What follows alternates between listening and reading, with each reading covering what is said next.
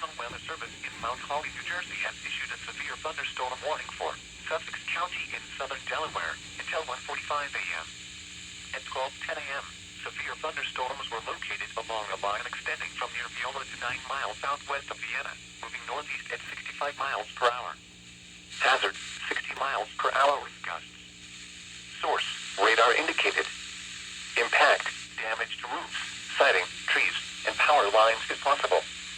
Locations impacted include Georgetown, Milford, Seaford, Millsboro, Laurel, Lewis, Milton, Selbyville, Bridgeville, Delmer, Dagsboro, Millville, Elendale, Bowers, Headlope and Acres, Gumboro, Cape Henlope and State Park, Sycamore, Big Stone Beach and Long Neck.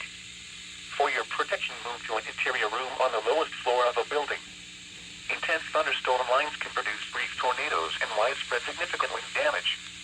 Although a tornado is not immediately likely, it is best to move to an interior room on the lowest floor of a building.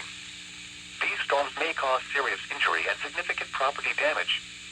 This severe thunderstorm may contain little or no lightning. Do not wait until you hear thunder before taking cover.